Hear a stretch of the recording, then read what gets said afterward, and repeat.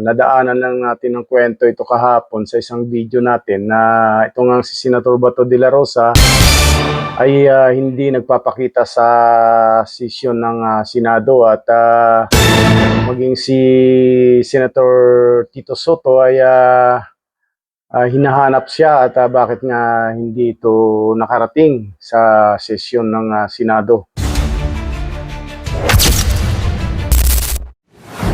Sa ngayon, meron akong napanood na video na naman, naging paksa nila, may ruleta eh.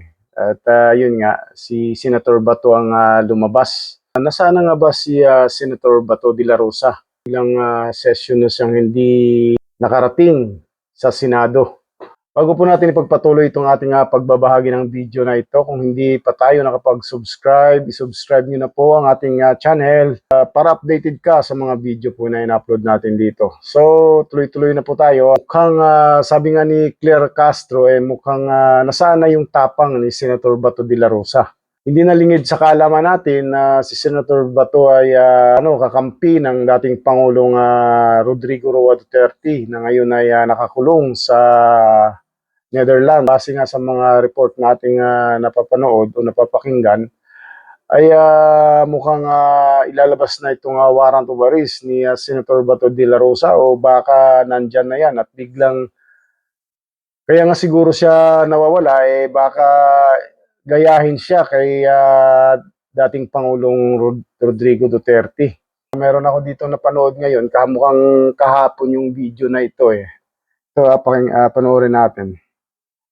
Narito ang opinion ni Palace Press Officer Yussi Claire Castro sa mga personalidad na nabunot sa Magic Ruleta. Yung Magic Ruleta nila, meron silang Magic Ruleta.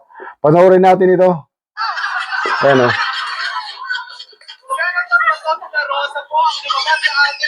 Ruleta! Alam niyo po ba kung nasa si Senator Bato? Nako, baka na naman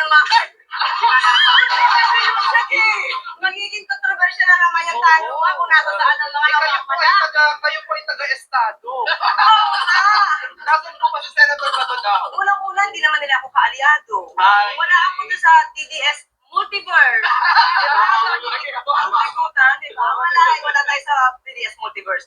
Unang-una, hinahanap na nga rin siya ni SP Tito Soto. At mukhang hindi na siya nakakapagtrabaho at napapabayaan niya ng kanyang trabaho. So, ang hanapin natin, maliban kay Senator Bato, nasaan yung tapang niya? Ang tawag dito, sinabi niya noong impeachment, guided daw siya ng Holy Spirit. Pero Spirit na, Holy Spirit na daw. Hindi ko alam kung talagang sinadya nila sa ruleta yon para lang maging topic nila. Kasi alam niyo naman, so, wala tayong masyadong update din kay Senator Bato kung bakit nawawala nga siya. Di kaya talagang nagtatago ngayong taong ito dahil ayaw niyang dalhin sa Netherlands o dun sa headquarters ng ICC na kung saan ay nakadetain si dating Pangulong Rodrigo Duterte. Kaya nga sabi ni Claire Castro dito, nasaan yung kanyang tapang? Dapat nagpapakita siya, humaharap siya, kasi una-una may obligasyon din siya sa bayan bilang senador pero hindi niya ito inaatinan. Ituloy nga nating panoorin itong kabuuan ng ng video na ito. Ano ko nga dito kay Senator Bato, kasi sinabi ni Ombudsman, di ba po, na makapapalating na, may paparating na, o lumabas na nga ata para sa kanya na nakita niya na daw yung arrest warrant mula sa ICC, no? Kayo po, sa tingin niyo po ba ay papasok sa proseso, magpapaloob ba sa proseso, magpapa-aresto po ba Senator Bato? Naku, tandaan natin ano ba nangyari sa pagpapa-aresto dati kay Pastor Kibuloy. Kung parang hindi nga nakatulong sila kay General Torre at that time, at sila pa yung nagpapaimbestiga na mukhang merong mga pang-aabuso sa kaibigan nila na si Pastor Kibuloy. So di natin alam kung the same scenario or same pattern ang mangyayari dyan. Kung sa Senado naman po, kasi may mga panawagan din na dapat daw proteksyonan ba siya ng Senado? Dahil dapat, di ba, hindi daw siya pwedeng nakipin habang nasa Senado. At disagree ako dyan. Siyempre, kilala naman natin warrant, di ba? Dapat hindi na proteksyonan ng Senado. Ano pong mensahe niyo? Tingin ko, alam naman ng Senado hanggang saan yung limit nila. Kasi pag yung penalty ang imprisonment is more than 60 years, hindi na rin ito maikukulit.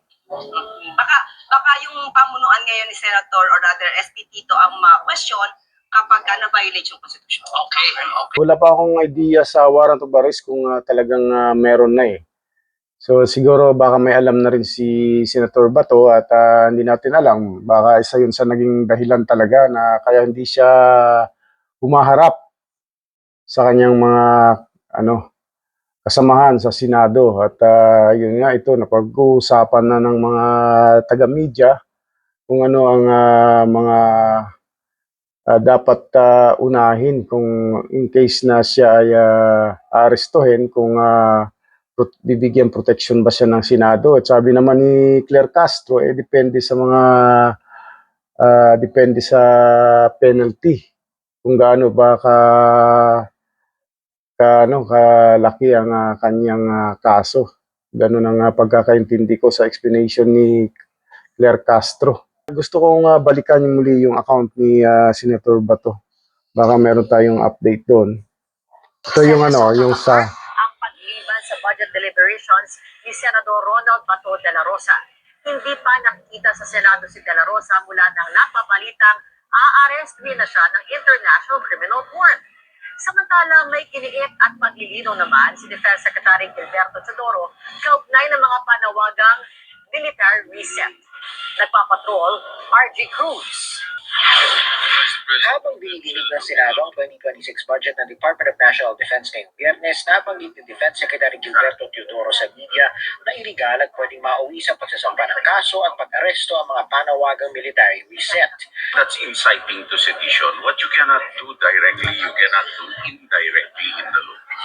So, itong itong news na to, nakaraang araw pa to eh. Ito nga yung mainit na usapin na merong mangyayaring destabilization sa ating gobyerno. At when you say withdrawal of support, it's an indirect way of saying I'll take over, which is illegal. Pero nilinaw ng kalihim sa loob at labas ng budget hearing ang sinabi ni AFP Bonner ukol sa stabilisasyon. Ani Teodoro, walaan niyang masama sa pagsisiwalat ng katiwalian sa pamahalaan. I think there was a misimpression of what the Chief of Staff said. What the Chief of Staff said was those calls for withdrawal of support, a reset, are so itong withdrawal of support normally ginagawa ito ng mga military o ng mga opisyal ng ating gobyerno na kung saan ay parang bumabaliktad ba. At ayun nga kay Trillanes sa ibinahagi nating video kanina ay humupa na ang balita tungkol dito at siguro may mga nakalap na siyang panibagong update na wala na yung dating pinangangambahan na magiging peligroso ang ating bayan dahil sa mangyayaring yun kung nagkataon.